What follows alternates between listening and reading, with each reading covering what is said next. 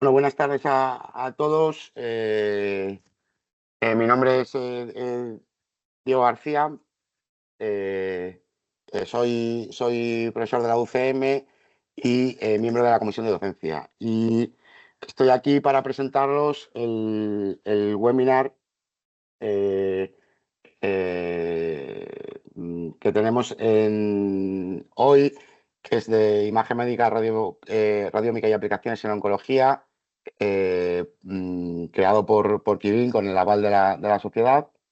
Y lo primero, pues dar las gracias a Kibin en general y a la gente que se ha promovido por ofrecernos este webinar en el día de hoy. Y bueno, tampoco voy a extenderme mucho, simplemente os voy a presentar a Carmen, quien nos va a contar todo. Ella es ingeniera biomédica y tiene máster en gestión, innovación y tecnologías sanitarias. Y pues primero comenzó trabajando como investigadora en imagen médica para proyectos en el sector público y bueno, pues ahora continúa como científica de datos desde Kibin y siempre su carrera ha estado pues en el entorno de la ejecución de proyectos, de procesamiento de imagen, análisis cuantitativo, IA y medicina de precisión. Entonces, simplemente antes de darle paso, un par de comentarios con respecto de cómo va a ser el desarrollo del webinar, ¿vale? Como veis todos, pues tenéis tanto el micrófono como la cámara apagada. Simplemente es, pues bueno, pues un poco para que el webinar pueda estar mejor organizado y más fluido. Y pues cualquier duda, comentario o pregunta que tengáis, si os fijáis, arriba a la derecha tenéis un chat de preguntas y respuestas. Las podéis ir haciendo a lo largo del webinar y pues cuando termine la exposición, pues damos paso a las preguntas y pues Carmen os irá respondiendo a todas ellas. ¿De acuerdo? Entonces, pues nada, yo ahora simplemente desapareceré y le doy paso a Carmen, ¿vale? Venga, muchas gracias a todos por vuestra asistencia y nos vemos cuando termine. Ahí, cuando quieras, Carmen. Fenomenal. Pues muchas gracias, Diego. Bienvenidos a todos a este webinar sobre imagen médica, radiómica y aplicaciones. Y nada, primero voy a hablar un poco sobre algunos conceptos básicos, sobre la imagen médica, qué es lo que hacemos en Kibim, un poco el papel de la inteligencia artificial en el procesamiento de imagen. Y luego hablaré sobre distintas aplicaciones y desarrollos que hemos hecho desde nuestra empresa. Para que tengáis un poco un contexto de lo que nosotros hacemos. Nosotros somos una empresa que ha tenido una gran inyección recientemente y hacemos software médico. Trabajamos con varias empresas líderes en el sector farmacéutico. Hay más de 170 centros ya que utilizan nuestras plataformas y nuestros productos. Utilizamos datos de más de 100.000 pacientes anonimizados. Hemos participado en un montón de publicaciones científicas, tenemos varios productos con certificación, tanto marcado CE como certificación de la FDA y la regulación de Gran Bretaña, de Reino Unido. Y bueno, tenemos oficinas en distintos países, entre ellos se incluyen Estados Unidos y Gran Bretaña. Vale, pues en el mundo ahí se realizan a diario más de 10 millones de exámenes médicos. Esto implica 10 millones de vidas y 10 millones de diagnósticos que los médicos deben realizar cada día. Entonces, ¿qué pasaría si pudiésemos ir un poquito más allá de lo que somos capaces de ver con el ojo humano? ¿Qué pasaría si, gracias a la inteligencia artificial, pudiésemos diseñar modelos capaces de extraer información que no es visible a simple vista y que está oculta en las imágenes médicas para poder predecir, no solo diagnosticar, sino también poder predecir cómo va a evolucionar un paciente y así obtener beneficios personalizados para cada uno de ellos? Bueno, pues eso es... Uy, ¿estoy compartiendo? Porque de repente me ha... No, se ha ido. Sí, ¿verdad? Qué extraño. Vale, ¿y ahora? Ahora, perfecto. Sí, no sé qué ha pasado. Vale, fenomenal. Vale, ¿lo seguís viendo todos? Sí, ¿no? Es Sí, que sí, se me se ha ve, se ve. movido la pantalla y no sé. Vale. Sí, Bueno, perfecto. pues esto es lo que hacemos en Kibim, diseñar herramientas capaces de extraer información oculta en las imágenes médicas para poder predecir cómo va a evolucionar un paciente. Si va a recaer, si un tratamiento va a ser efectivo, si va a desarrollar metástasis y así poder enfocar el abordaje de la enfermedad de una manera mucho más personalizada. Nosotros creemos que el futuro de la medicina se respalda en varios pilares. Es fundamental profundizar en el conocimiento de la enfermedad, la diversidad que tiene, los subtipos, y esto nos va a ayudar a hacer una detección temprana en pacientes de riesgo, hacer un estadiaje mejor, estratificar a los pacientes y, por tanto, enfocar los tratamientos de manera más eficiente. También es importante, pues, identificar aquellos grupos de pacientes con mayor probabilidad de tener una respuesta positiva a cada tratamiento y de esta manera reducir los efectos adversos. Esto también se puede hacer pues maximizando los programas de desarrollo de medicamentos, ya que se ha comprobado con datos del mundo real, como son los datos de imagen, que los ensayos clínicos se pueden acelerar entre un 30 y un 40%, identificando aquellos pacientes que son propensos a ciertos beneficios o aquellos pacientes que pueden sufrir efectos adversos debido a estos medicamentos, y de esta manera se hace una medicina mucho más personalizada para cada uno de ellos. Se les acerca la medicina de precisión y nosotros podemos ayudar extrayendo información cuantitativa única de cada una de las imágenes y de los pacientes, extraída de las imágenes médicas, que además es un procedimiento estándar en la rutina clínica y puede aportar información más allá de lo que vemos. Además, bueno, la biología molecular es una técnica establecida para los diagnósticos, pero bueno, las imágenes pues, pueden desempeñar también ese papel extra, ese papel significativo que añada un valor a las rutinas clínicas. Entonces, con el procesamiento de imagen y la inteligencia artificial podemos cuantificar, procesar las imágenes, perdón, y extraer biomarcadores que nos sirvan para hacer predicciones útiles en la rutina de los médicos, como pueden ser los radiólogos. Hay distintos tipos de beneficios o de salidas que podemos conseguir, como pueden ser la reconstrucción de imágenes. Gracias a estos modelos podemos transformar una imagen en otra, reconstruir, por ejemplo, o sea, procesar una resonancia magnética y reconstruirla para transformarla en una imagen por tomografía computarizada. Así podemos obtener información extra aparte de la que obtenemos con un escáner estándar que se haya establecido en el protocolo médico. También podemos hacer modelos para clasificación, para establecer o definir si un paciente o un órgano está sano o presenta cierta enfermedad. Podemos detectar regiones específicas anatómicas como órganos o lesiones concretas dentro de un determinado ámbito. Y aparte de la detección, que aquí podemos ver un ejemplo de lo que es la detección, que consiste en delimitar el área de interés, pues también podemos segmentar la región que nos interesa, es decir, delinear los bordes de la región de estudio, en este caso, pues de un órgano, del pulmón, o puede ser de una lesión o de una metástasis.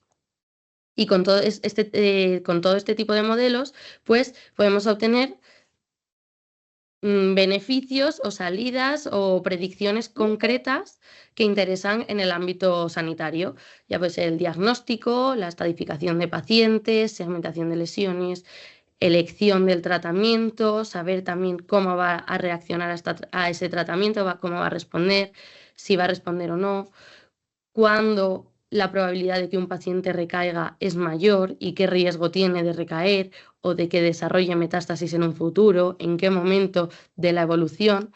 Y así, pues podemos ayudar a complementar con estas pruebas el camino del paciente para hacer un diagnóstico más efectivo y un tratamiento de la enfermedad más fiable, ya que normalmente cuando se diagnostica a un paciente se realiza una biopsia. Y esta biopsia pues, nos da información molecular muy útil, pero también tiene limitaciones, como puede ser una limitación espacial, ya que no proporciona información sobre la extensión de la enfermedad. Cuando se hace una biopsia se hace una punción en el lugar que se ha definido, por ejemplo, en un ganglio o en una lesión cancerígena, y se evalúa esa lesión, pero no se ve la imagen completa del paciente, no tenemos información adicional, no podemos ver si ese tumor primario, por ejemplo, se está evaluando, se ha diseminado a otros tejidos. Además, la biopsia solo se suele realizar una única vez y no a lo largo de la evolución del paciente.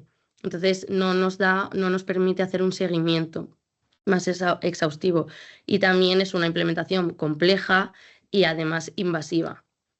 Entonces, la imagen puede ayudar a evitar o a complementar, ¿no?, de una manera no invasiva o mínimamente invasiva, dependiendo del tipo de imagen que se adquiera. Nos da información completa de toda la anatomía y la fisiología del paciente, nos puede ayudar a hacer un seguimiento a lo largo del tiempo y también nos permite extraer esa información extra de manera cuantitativa para ser analizada y poder ayudarnos en la predicción. Entonces, ¿qué es el Machine Learning y el Deep Learning?, que forman parte de lo que conocemos como inteligencia artificial. Bueno, pues como ya sabréis todos, la inteligencia artificial lo que busca es replicar el conocimiento humano. Esta es crear o generar programas, máquinas, software capaz de desempeñar tareas que tradicionalmente se han realizado gracias a la inteligencia humana. Y dentro de esta inteligencia artificial, del conjunto de la inteligencia artificial, podemos destacar el aprendizaje automático o Machine Learning, que se centra en desarrollar tareas específicas gracias al aprendizaje que se puede hacer en base a datos concretos, principalmente a tablas de datos que nos permiten establecer ciertos patrones. Y dentro de lo que es el aprendizaje automático está el Deep Learning o aprendizaje profundo, que es más complejo y nos permite trabajar y encontrar patrones en conjuntos de datos que son mucho más complejos, más grandes, y además no siempre tienen por qué estar estructurados, y nos permite pues ahondar o profundizar mucho más, gracias a las capas que tienen estos modelos, en la información oculta, pues para hacer modelos con este tipo de datos no estructurados, por ejemplo, como son los modelos de reconocimiento de voz o de imagen. Entonces, el aprendizaje automático o Machine Learning, nosotros lo aplicamos principalmente mediante los modelos de características. ¿En qué consisten estos modelos? Pues en estos modelos nosotros utilizamos una imagen, por ejemplo, la imagen de un pulmón como entrada, y se hace un procesamiento de esa imagen, es decir, se segmenta la región de interés para hacer una extracción manual de características.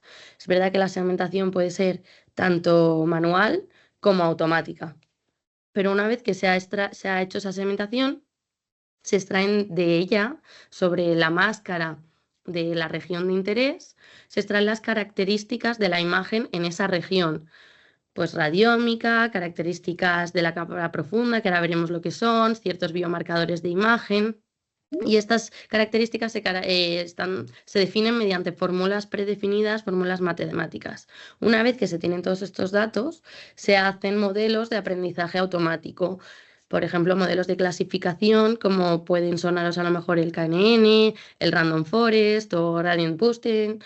Bueno, distintos tipos de modelos de aprendizaje automático, y una vez que el modelo aprende, pues es capaz de clasificar y de decir si un pulmón está sano o tiene cáncer.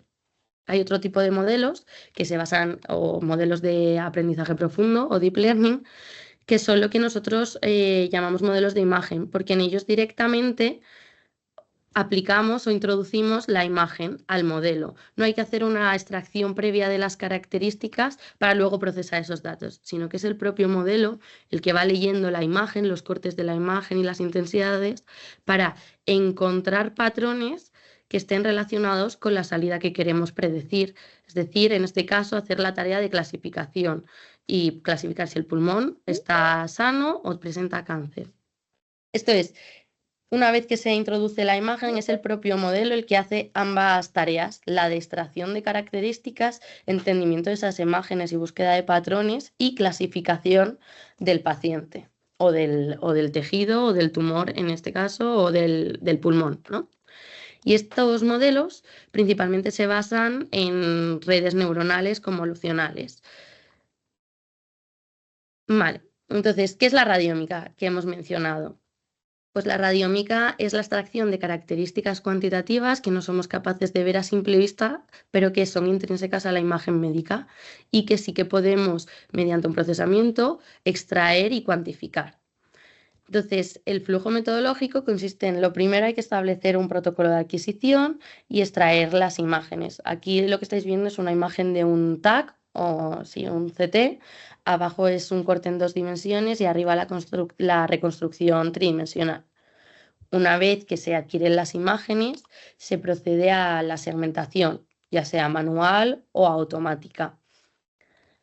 Y una vez que se tienen las regiones de interés, en este caso lesiones, identificadas y segmentadas, es decir, delineadas en todo su volumen, pues se extraen las características cuantitativas y es importante también estas características seleccionarlas para utilizar aquellas que estén más relacionadas con la salida que queremos obtener, con la predicción que queremos hacer y también en muchos casos armonizarlas, porque muchas veces se pueden introducir sesgos en las imágenes debido a distintos factores como el centro de adquisición, ya que en distintos centros hospitalarios se puede establecer el protocolo con unos parámetros u otros y afectan a cómo se visualiza la imagen, también la potencia del escáner.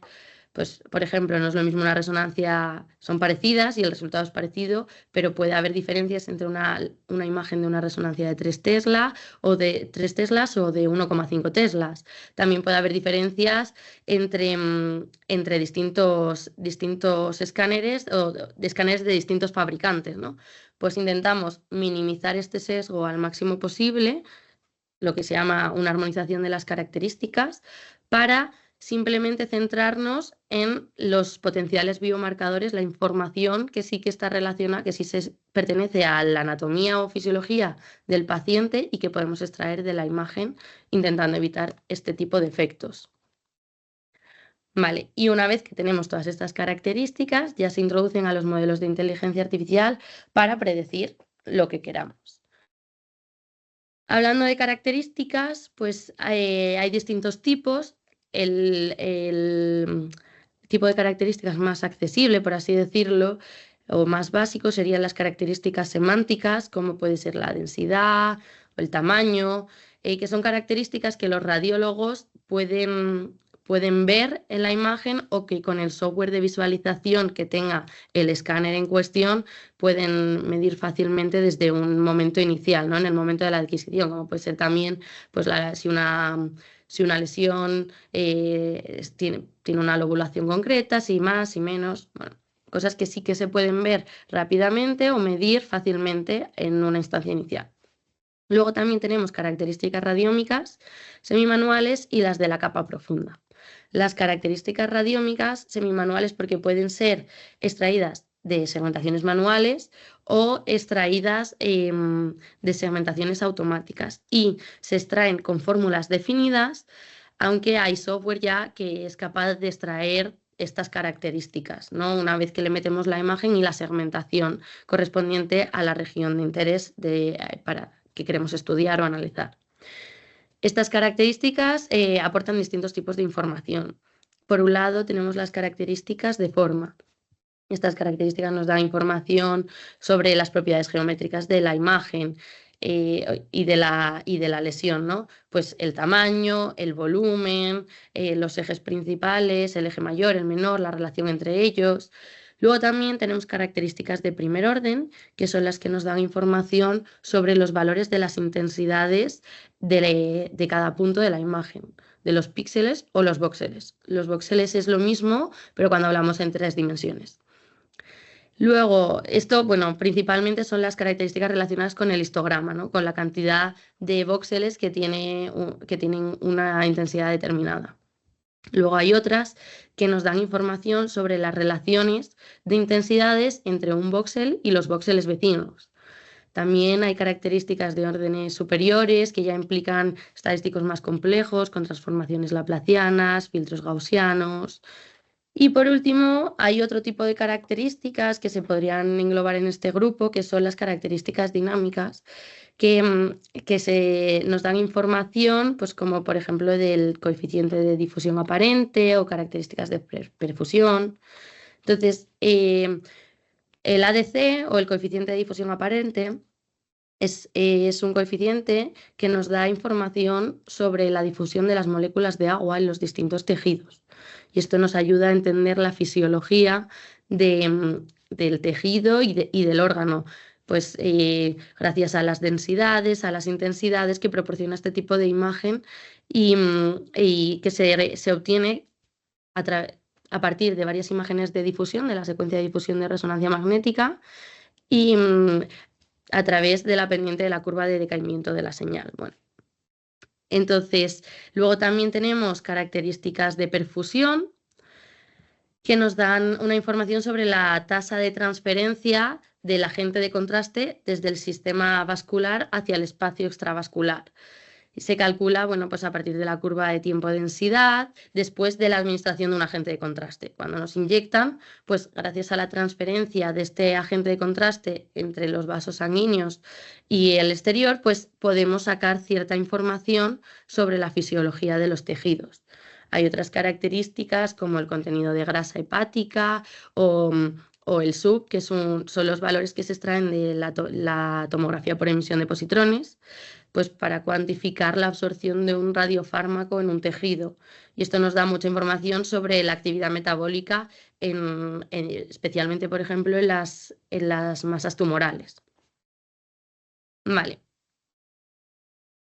Y por último, hay otro tipo de características que se extraen gracias a técnicas de deep learning o de aprendizaje profundo, que son las características de la capa profunda y que también se conocen como deep features. Y estas se obtienen gracias a un proceso de codificación de la imagen en la que pasamos, gracias a distintas capas de una arquitectura de red neuronal, pasamos de la imagen inicial con características concretas, que son las que llamamos a bajo nivel, a características profundas, que son más abstractas y complejas y nos dan una información, pues eso, más abstracta, más relacionada con formas, con bordes, con texturas en la imagen, que son las características de alto nivel. Vale. Entonces, como hemos hablado de la segmentación para poder extraer todo este tipo de características, hay que destacar que la segmentación normalmente o habitualmente, tradicionalmente, se ha realizado por radiólogos. Los radiólogos lo que tienen que hacer es ir corte a corte en la imagen, delineando el borde de la región de estudio, de la lesión que nos interesa o del órgano en cuestión. Entonces, esto es una tarea que lleva un alto coste temporal y que ralentiza mucho los flujos de trabajo, ya que normalmente los médicos tienen una alta carga asistencial y tienen que dejar de lado, pues, tareas de su práctica clínica para dedicar a la tarea de segmentación. Entonces, proporcionar modelos de inteligencia artificial capaces de hacer esta tarea de forma automática puede agilizar mucho los flujos de trabajo, no solo reduciendo el tiempo de esta tarea, sino que también puede ayudar en la detección de esas lesiones y, por tanto, hacer un diagnóstico más con menor incertidumbre de la enfermedad. ¿Cómo se lleva a cabo esta segmentación?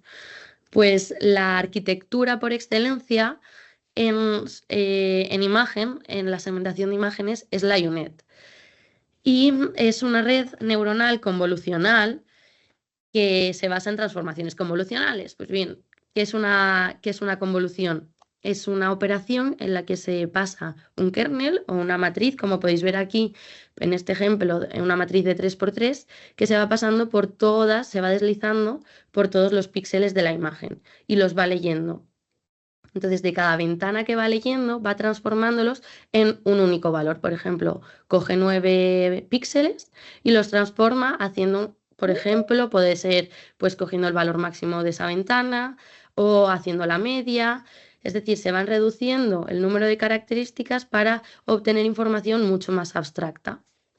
Entonces, esta red, esta arquitectura que se basa en esta transformación, tiene primero una fase de codificación de la imagen y luego una fase a la derecha de decodificación, donde se reconstruye o se construye la salida que queremos obtener, que puede ser una reconstrucción de imagen o una segmentación para darnos como salida una máscara binaria.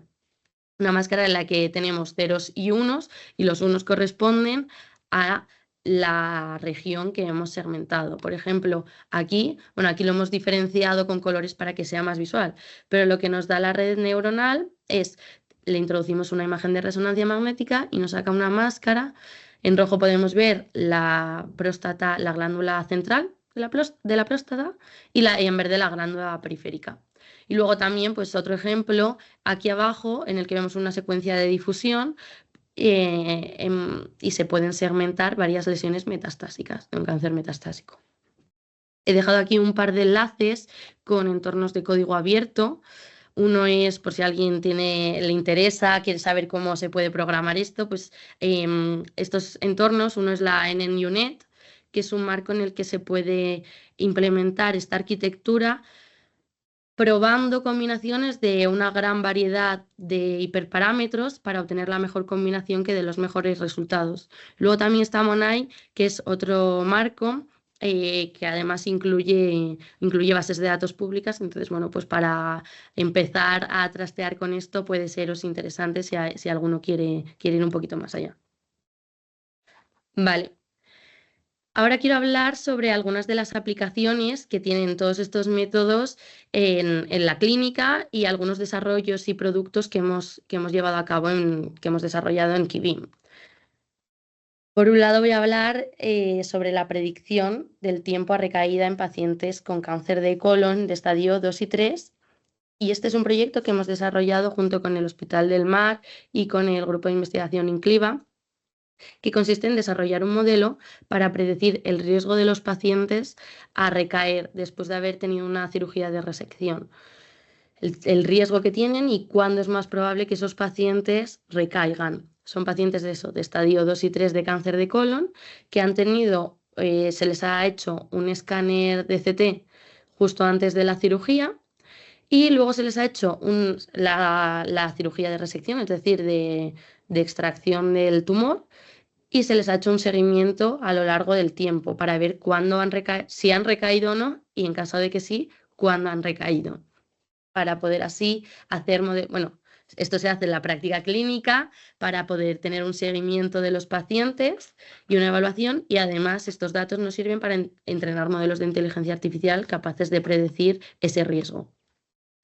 Este es un poco el resumen de este proyecto, ¿no? Lo primero, pues se sigue más o menos la misma metodología que he explicado, se adquieren las imágenes, se segmentan los tumores, se extraen las características y se seleccionan, y luego ya se hacen los modelos y en este caso un análisis de riesgo para clasificar a los pacientes en función de un riesgo alto o bajo y así poder adaptar su tratamiento.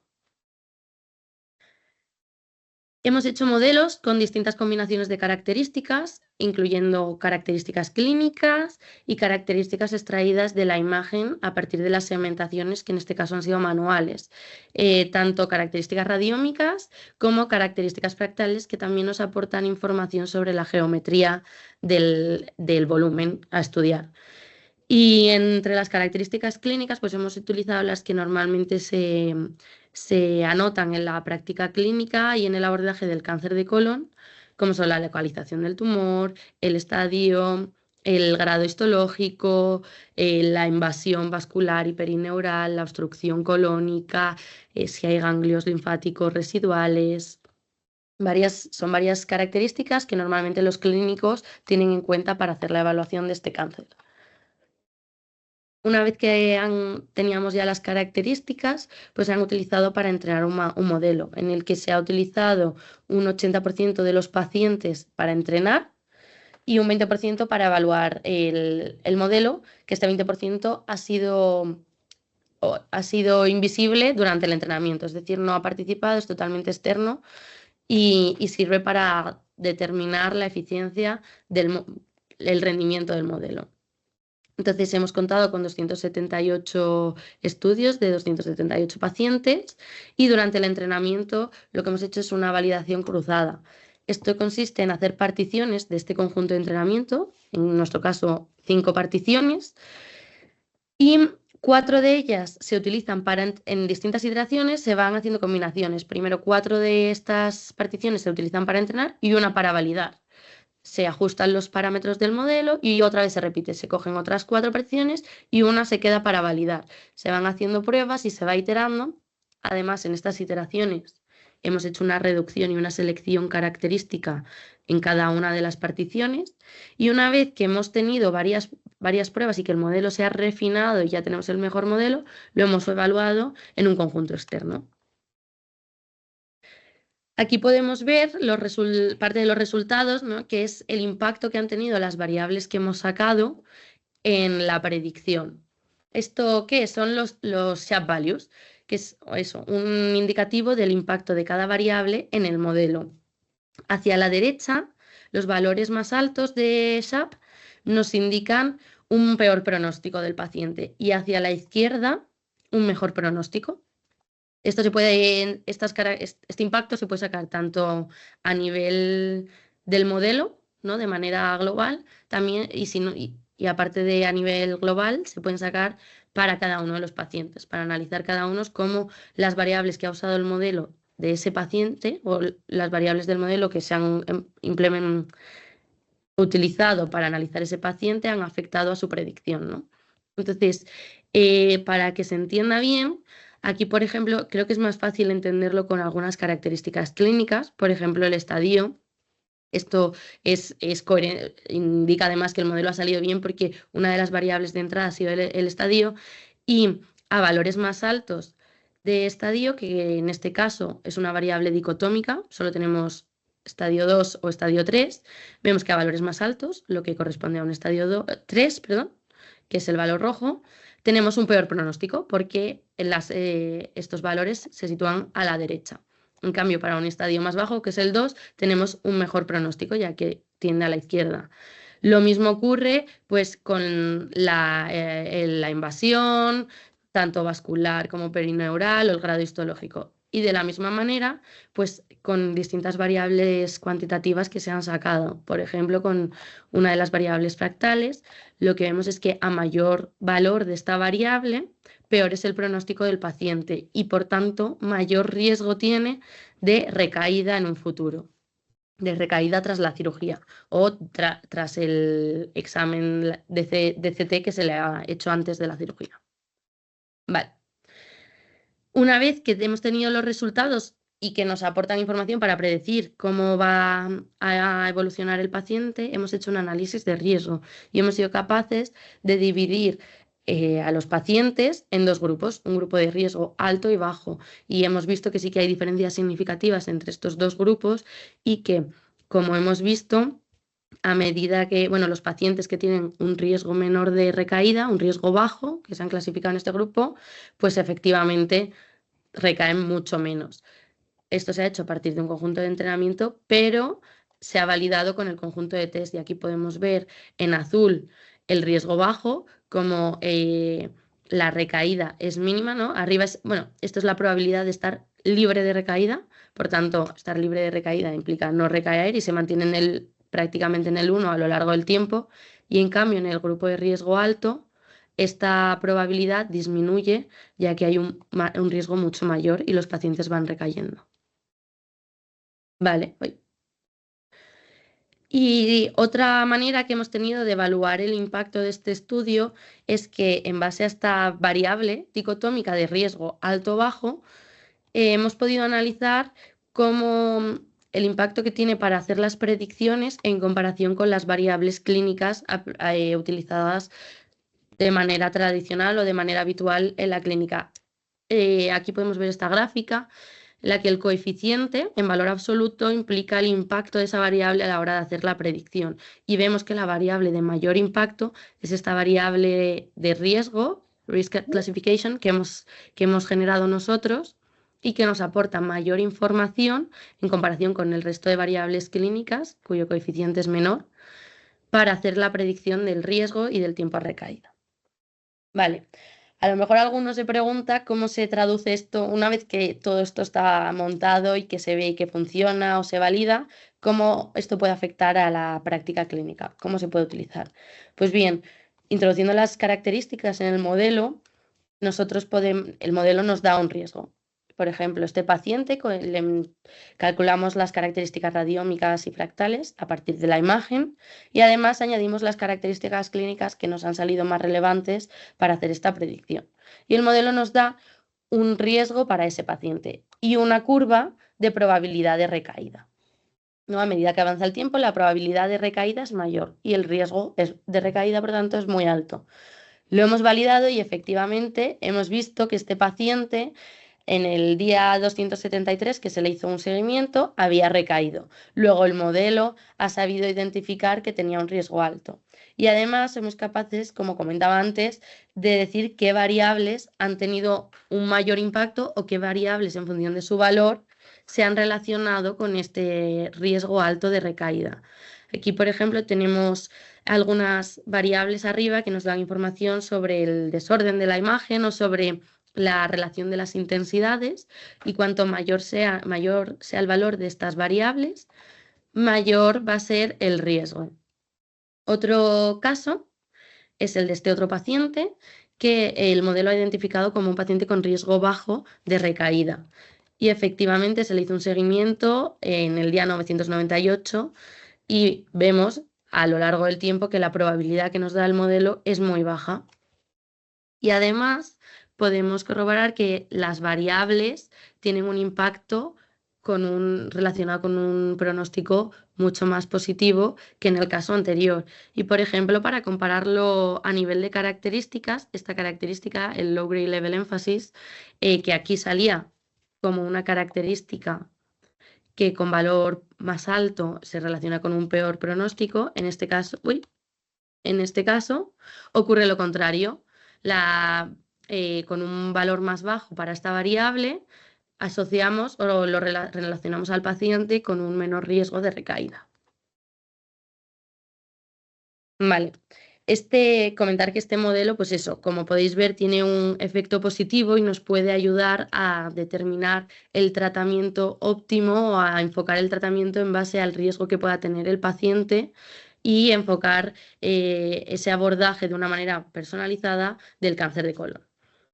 Vale, otro ejemplo que voy a contar es este proyecto, que es el proyecto DeepCan, en el que se han reclutado, el objetivo era reclutar 2.000 pacientes y prácticamente se ha obtenido un conjunto de datos muy amplio con 1.495 pacientes reclutados y el objetivo era caracterizar a los pacientes con cáncer metastásico gracias a la inteligencia artificial y al, al procesamiento de una gran cantidad de datos multimodales, tanto datos clínicos como datos de patología digital, datos de secuenciación y de ARN, de radiómica y ADC, que ahí es donde ha entrado el rol de Kibim, y también datos, bueno, pues sobre polimorfismos de un único nucleótido, ¿no? Son variaciones en el ADN.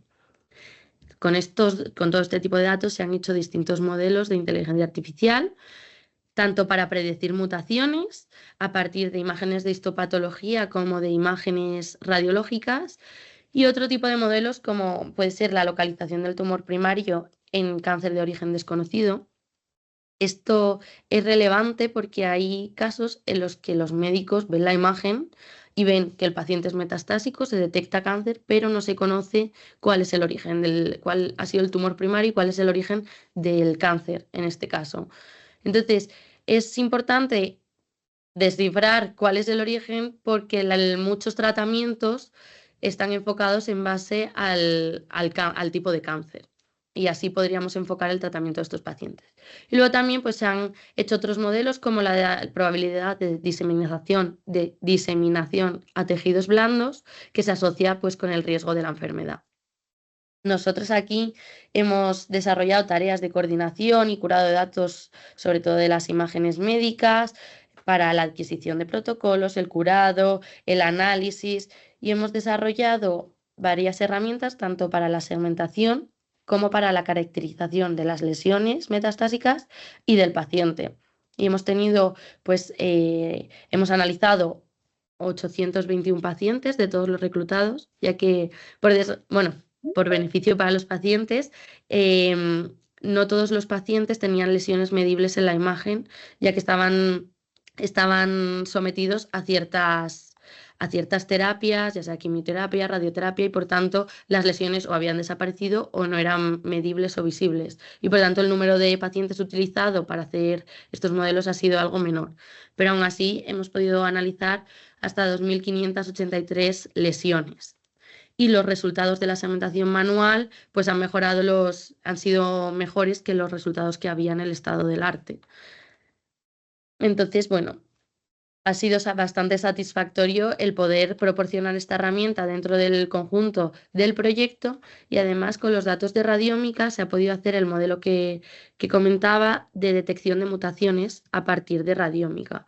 Y esto es muy importante porque aunque hoy en día y cada vez está más extendida y se utiliza la secuenciación genética, la técnica de NGS, en algunos casos el tejido tumoral que se extrae de las biopsias no es suficiente, no es viable para hacer la muestra, o las lesiones tumorales están en un lugar muy difícil de acceder. Entonces, en estos casos, poder predecir, en vez de tener que analizar el tejido a través de una biopsia, poder predecir o detectar si el paciente tiene ciertas mutaciones simplemente a través de las características radiómicas extraídas de la imagen de radiología, puede aportar mucho valor y un método no invasivo para poder ayudar a la elección del tratamiento.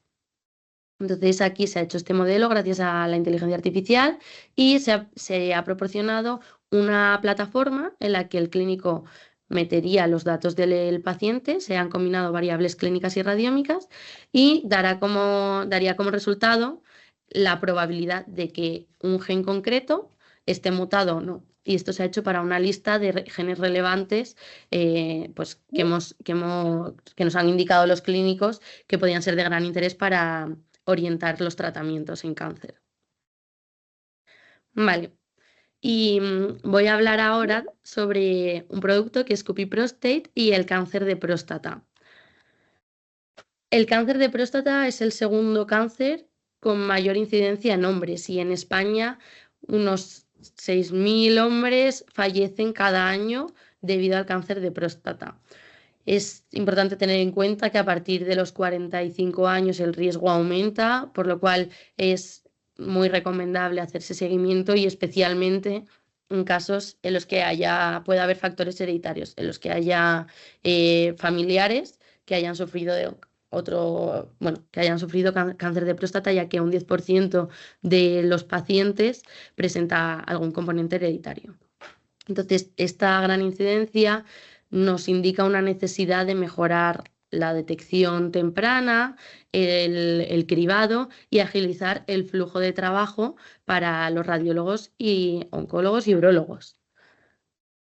Vale, pues por eso nosotros proporcionamos y hemos desarrollado Cupiprostate, que es una herramienta, una solución para optimizar el flujo de trabajo, principalmente de los radiólogos, en el que evaluamos y segmentamos tanto la glándula de la próstata, central y transicional, y periférica. Central es la roja y la periférica es la que aparece en verde. Y también somos capaces de detectar con esta herramienta las lesiones clínicamente significativas y decir el riesgo de estas lesiones. Entonces, así los médicos pueden mejorar la atención al paciente, reduciendo los tiempos y aumentando la certeza en casos dudosos a través del ojo humano, ¿no? En casos que presenten cierta incertidumbre. Entonces, esto es importante porque, como podéis ver aquí, a la derecha vemos un vídeo en el que está acelerado por 10, en el que vemos cómo un radiólogo hace la segmentación manual. Tiene que ir corte a corte, aquí vemos un corte, pues coloreando todas las regiones de interés. En este caso se segmenta la próstata y las vesículas seminales. Y en hacer un único corte ha tardado unos 2 minutos 52 segundos, unos 3 minutos.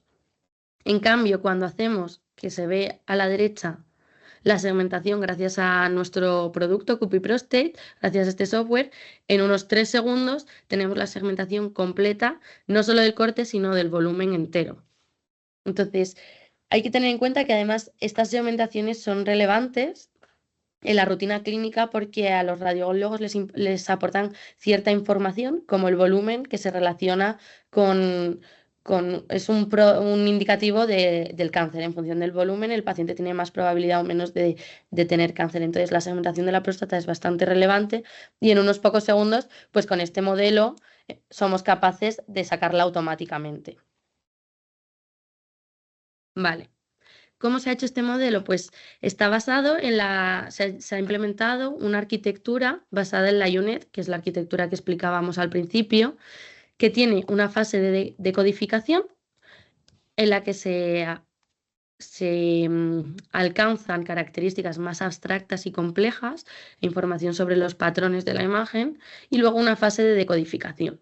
Y además hay conexiones puente o skip connections, si alguno lo ha oído alguna vez, que relacionan la información de entrada para que sea útil en la reconstrucción y en la segmentación, ¿no? Para la generación de esa salida.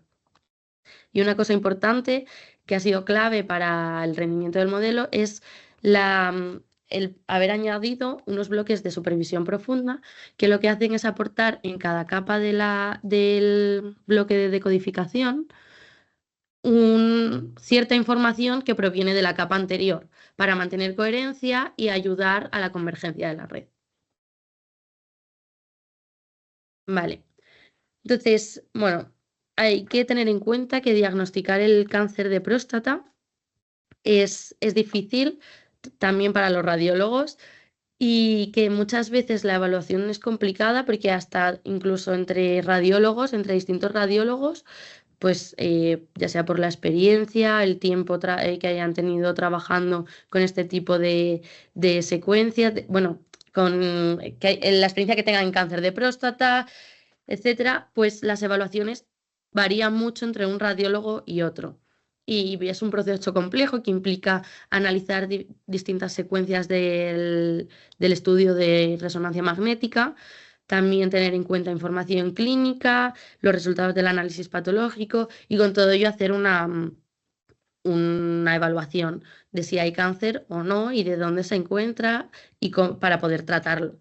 Entonces, esto es un desafío porque la detección automática para agilizar esta tarea es un desafío porque debido a esta gran variabilidad hay una falta de una referencia, un ground truth, para poder decir cuándo un cáncer es cáncer o no lo es, cuándo una masa es cáncer o no. Entonces, nosotros lo que hemos utilizado para poder detectar las lesiones de cáncer de próstata y utilizado como referencia es el análisis de anatomía patológico.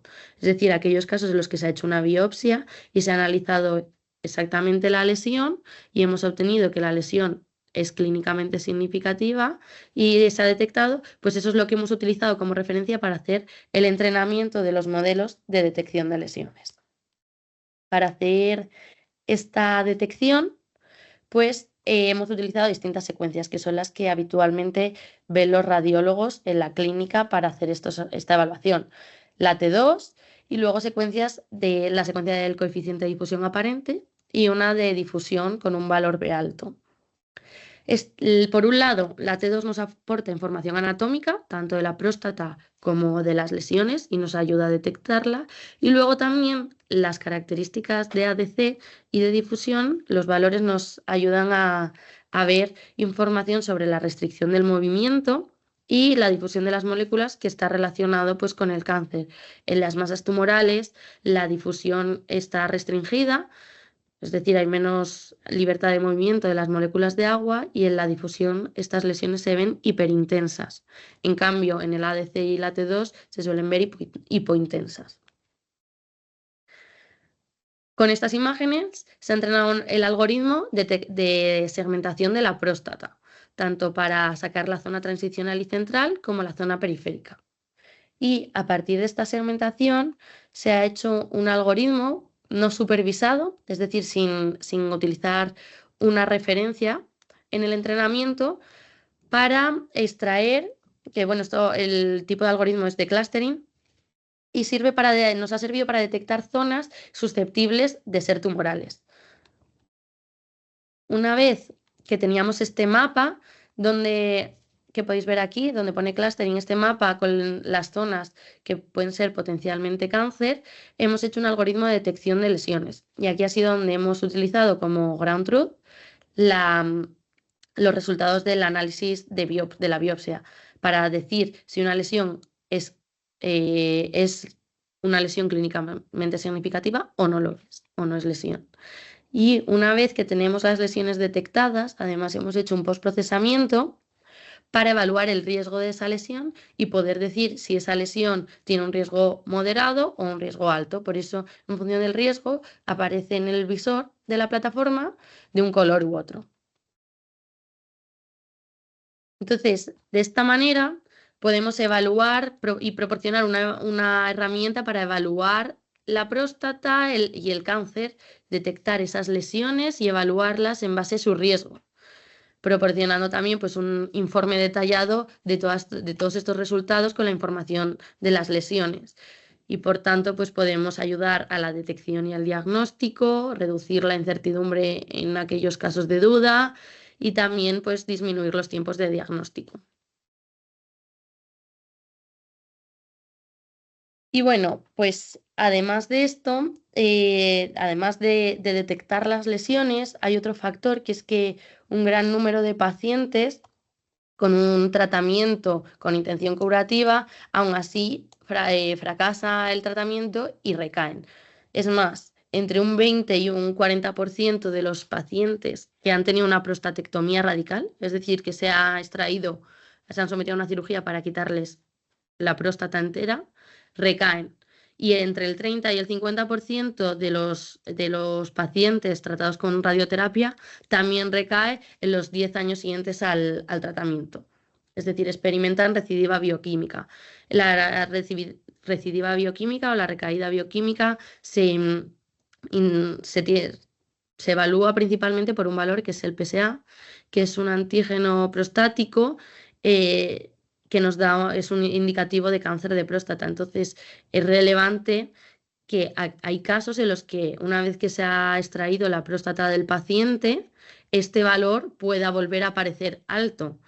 Eso no debería ser posible. Y lo que indica si este valor de PSA es alto es que tienen recidiva porque el cáncer no se ha extinguido. Queda cáncer de próstata todavía o ha vuelto a dar la cara.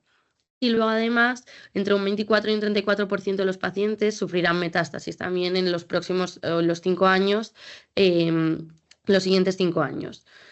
Entonces, bueno, estimar el riesgo tanto de metástasis como de recaída bioquímica es crucial para poder estratificar bien a los pacientes, adaptar su tratamiento en base a este riesgo y dar un tratamiento mucho más agresivo en aquellos casos que sean potenciales de sufrir tanto metástasis como recaída, que al final va ligado. Entonces aquí presentamos un estudio en el que participamos con el Hospital Provincial de Castellón y se utilizó información de 128 pacientes que habían tenido cáncer de próstata y que se habían sometido a un tratamiento con terapia neoadyuvante o con radioterapia. Entonces, a través de la imagen de resonancia magnética, los pacientes fueron clasificados según el riesgo de recaída bioquímica y también se hizo se hizo un modelo para predecir si los pacientes en 10 años iban a recaer o no.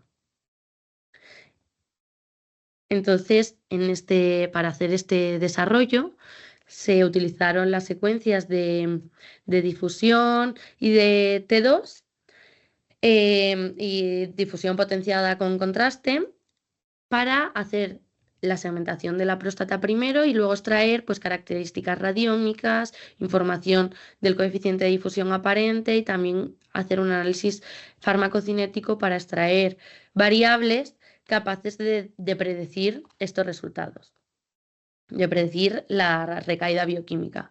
Y lo que se hicieron varios modelos utilizando variables radiómicas extraídas de la imagen y también variables clínicas y se probó también la combinación de ambas características. Entonces, lo que vimos es que los modelos sí que son capaces de determinar el riesgo, de predecir el riesgo de los pacientes para recaer a los 10 años después del tratamiento y que sobre todo los modelos que combinaban características clínicas y radiómicas daban un mayor rendimiento.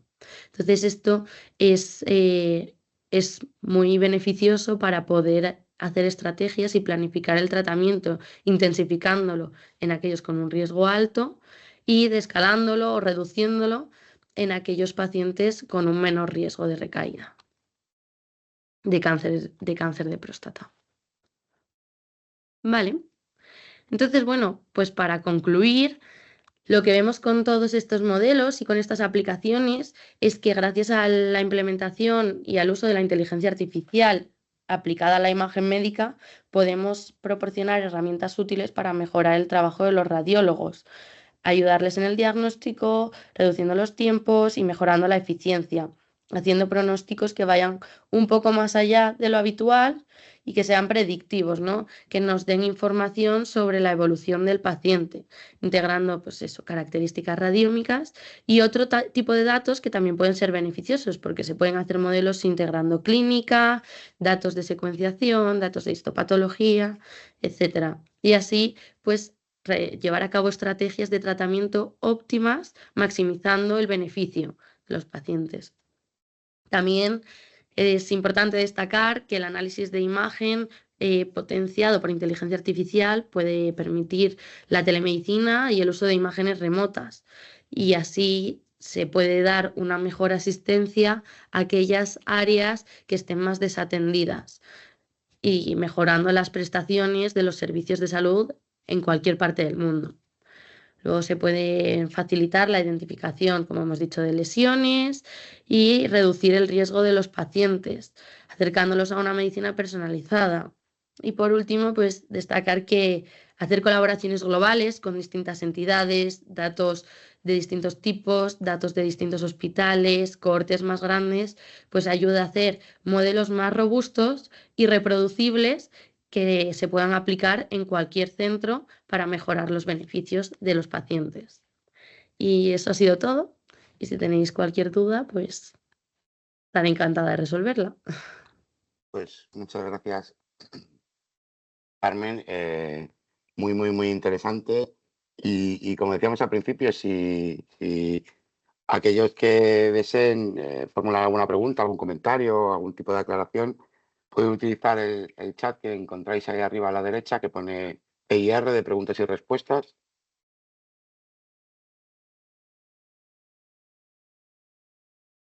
Y bueno, mientras vemos si la gente pregunta, no, a mí sí me gustaría preguntarte si nos podías contar algo de algunos otros proyectos en los que esté involucrada la Kibin, es decir, aquellos que, pues ahora que estén en fase de desarrollo o que se les hayan propuesto algún tipo de colaboración para ir viendo más aplicaciones.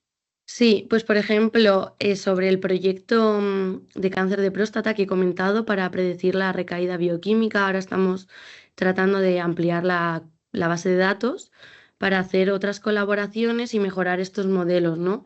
Luego también tenemos otros productos de mama, de cerebro, para identificar las regiones hiperintensas en la materia blanca del cerebro, que eso pues está relacionado con diversas enfermedades cerebrales, neurodegenerativas.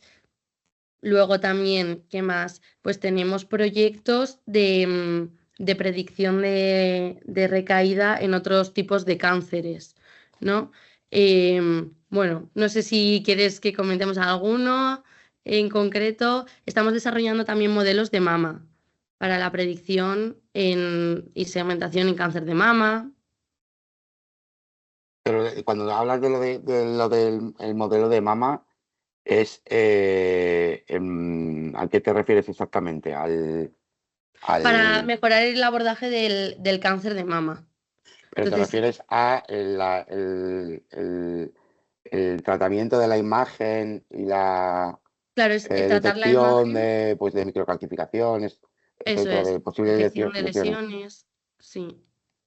Sí, estamos Ujú. desarrollando varios productos. También tenemos en pulmón, lo mismo, para detectar lesiones de pulmón, también para ser capaces de segmentar los pulmones y los distintos lóbulos del pulmón y además pues poder evaluar las lesiones, detectarlas. Hay productos que ya están certificados y luego algunas funcionalidades que estamos desarrollando o mejorando en función de cada uno de ellos. Por Pues, ejemplo, sí, eso, pues por ejemplo, en pulmón tenemos el producto certificado y ahora estamos mejorando la detección de lesiones.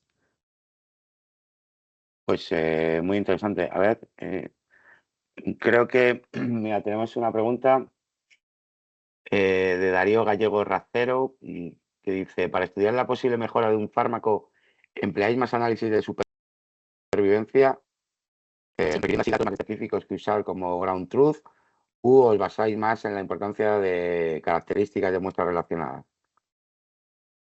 Creo que la puedes ver tú también, me parece. A ver, Se lo que hace... pasa, tengo que Bueno, dejar tendrías de que, puedes clicar, eso compartir. te iba a decir. Sí, a ver.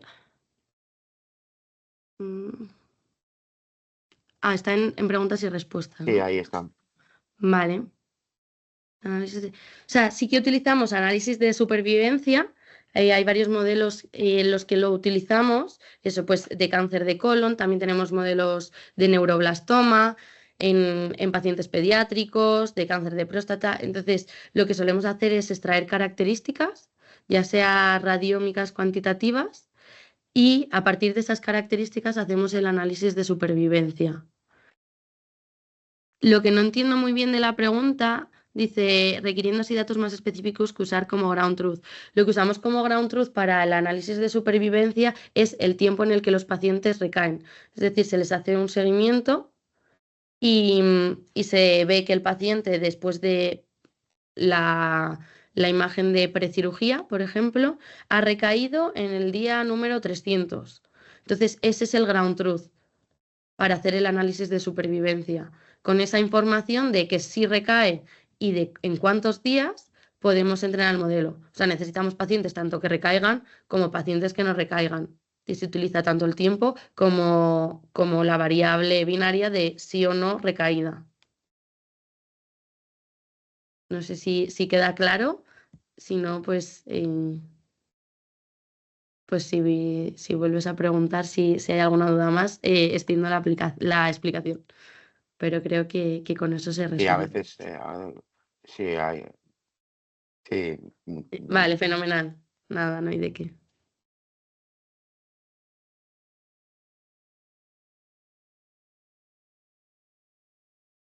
bueno, no veo que haya más preguntas.